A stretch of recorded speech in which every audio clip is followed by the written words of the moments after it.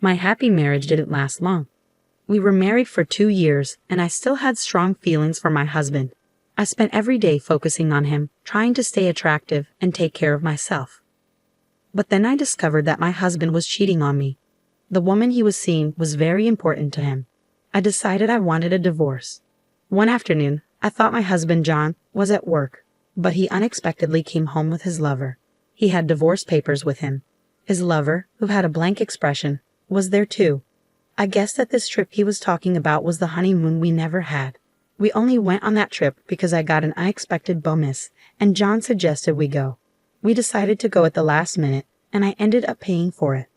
John told me that his ex-girlfriend and current lover contacted him during our honeymoon, and that's when he realized he still loved her. I was shocked and said, "What are you talking about?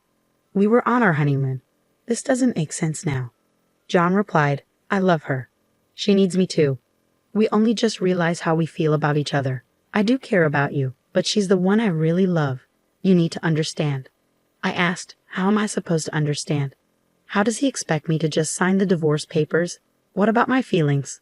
John sighed and said, "You'll find someone better. You probably don't want to stay in this house anyway.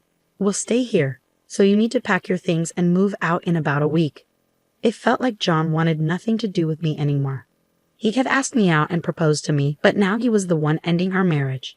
He didn't take any responsibility for what happened, and I felt all my feelings for him vanish instantly without even an apology. I signed the divorce papers. John and his lover then left the house, telling me to be out by next week. I felt like my insides were freezing. It all happened so suddenly that I didn't even cry. Instead of feeling betrayed, I felt deceived, which made me feel sorry for myself and my situation. The next day, I asked a friend to help me pack up and move back to my parents' house. Since I'm a nurse and John didn't earn much, I paid most of our living expenses. Even though I was shocked by the affair and the divorce, not having to pay rent anymore felt like a small benefit in this situation. I made plans for where I would live next and started packing my things again to leave my parents' house. Kathy, John's ex, came to my mom's house. It was raining outside, so I let her in. My mom looked at me with sympathy. I wondered, what could my ex-husband want now? He said, "I'm not the love of his life." I wondered if John was here to ask me to come back or if he wanted money. I felt bad for assuming, but given how much he spent and complained about money while we were married, it made sense to think that might be the reason. Maybe he left something behind. I decided to go to the living room to hear what he wanted. "What do you want?" my father asked angrily, but John remained calm as he replied, "I'd like to talk to your daughter." It took a lot of nerve for him to stay so calm. "What do you want?" "I'm busy," I said. When I opened the door, I was stunned to see John's lover, or rather his new wife, sitting next to him as if she had every right to be there. "Why is she here? This is my parents' house. What are you thinking?" I asked. No one should bring their new partner to the house where their ex grew up, and it felt incredibly insulting. "Calm down," John says, and his attitude just makes me more disgusted. The woman with him remains silent again. "Can't you just get this over with quickly?" I ask, probably sounding more irritated than I intended. John looks serious. "This is important. We haven't talked about dividing our things yet. I'm here to get my share." I think to myself, so it's money, just as I thought. John looks pleased. "Yes, that's right. I had a feeling he would come soon, so I was prepared." I take out my purse and give him 30 cents. "Here, this is your share." "What?" John and his new wife gape at the 3 dimes in his hand. "What is this?" He throws the coins on the floor. His new wife suddenly speaks up. "Are you kidding? This isn't property. Stop messing around." They're both furious. "That's all the savings we have left," I calmly explain. John must have expected more. He sneers at me and says, "What are you talking about? There's more. I know you had $200,000. Give me my share of 100,000. He waves his hands around, and his wife nods along. I'm shocked and just stare at him. "You're the one who wanted this over quickly. So if you want the money, hand it to me." John starts screaming and throwing things around the house. He's completely different from the man I knew. It's a relief to have left him. The loud noise and shouting bring my dad, who had left the room, and my brother, who had just come home, into the living room. My dad is stunned by John's outburst but manages to grab John's arms and restrain him, stopping him from causing more chaos. I quickly explain the situation to my brother, who is a lawyer and understands what's happening because he knows about the divorce. John's new wife overhears us and realizes that John has a lawyer in the family.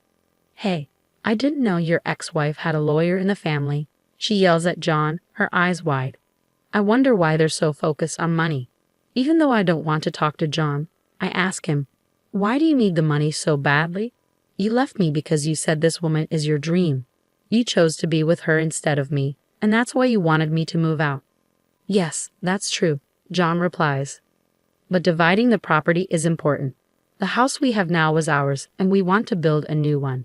We're planning for a family, so we need a car and a vacation too.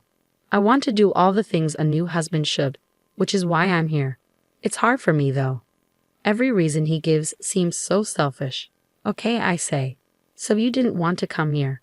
I don't want you here either. You don't seem to understand how terrible your actions were, so you don't seem sorry at all. I financially supported our marriage. Giving you my share is the least you can do to acknowledge what you've put me through." "Supported you financially?" John scoffs. What did he just say? Did he say I supported him? Maybe I heard wrong. John never wanted to work. He would come home as soon as he could to play online games and would take days off whenever he didn't feel like working, using up all his paid leave while pretending to be sick. John never intended to earn more money and took full advantage of the fact that I was a well-paid nurse. I covered all our living expenses. He would occasionally hand me $100 when he felt like it, but honestly, it felt like he was just an unemployed boyfriend living in my apartment without contributing. John never did any of the housework. Maybe if he had at least acknowledged my hard work, I could understand better, but I'm deeply disappointed by his unreasonable claim that I financially supported our marriage. I was the one paying all the living expenses. How can you say that?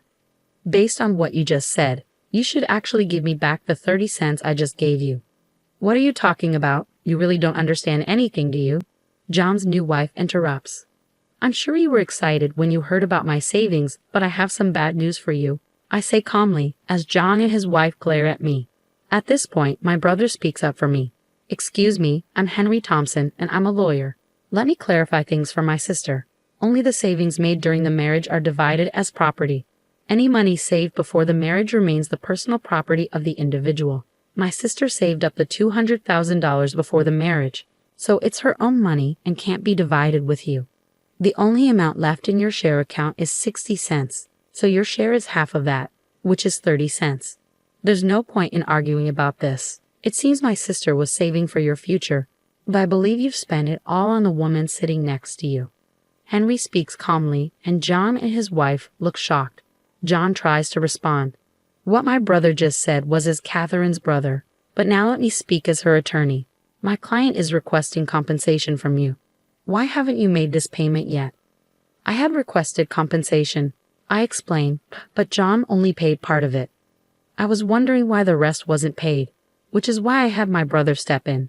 My actual lawyer is his colleague, but since we didn't expect John to show up today, Henry is representing my lawyer. With Henry's intense gaze, John and his wife fall silent. You were asking for a share despite being the one who had the affair and caused the divorce. It doesn't make sense for you to ask for anything. It looks like you've already spent the money my sister had saved up for both of you. My sister's request is that you return the full amount you owe her and pay the compensation. That's impossible. John's new wife protests. Honey, let's stop this. We can't push this any further. John stands up and kicks the table while his wife tries to hold him back. When Henry mentions going to court, John seems to give up and starts speaking the truth. John admits, after the divorce, I lost my job, and since my wife is unemployed too, we started borrowing money.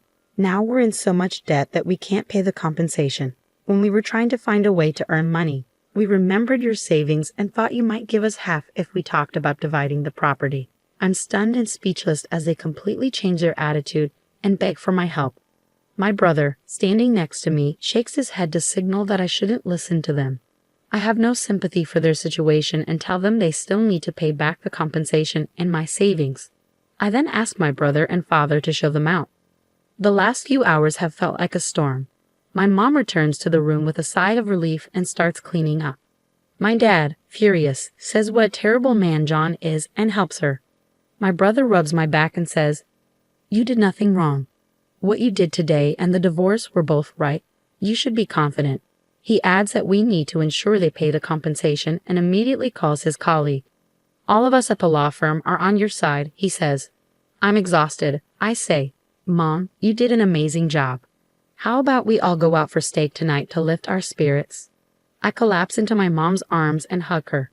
My dad and brother agree to the plan, so we have a wonderful dinner together that night. Later, with help from my brother, his colleague, and the law firm, I get back the compensation and my used savings. John and his wife have no luck with job interviews and end up working several part-time jobs. They won't be buying a house, a car, or going on vacation for a while. They seem to be finally grateful to me after experiencing their new life. When we pass each other on the street, they politely say hello, which makes me feel better knowing they've made at least a little progress. As for me, I'm in a steady relationship with the attorney who worked on my case.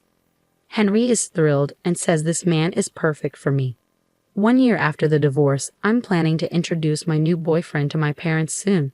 I'm sure they'll be very happy for me. I feel this way because when my ex-husband talked about his love of his life, I didn't really understand it. But now, I believe this new man might just be the love of my life.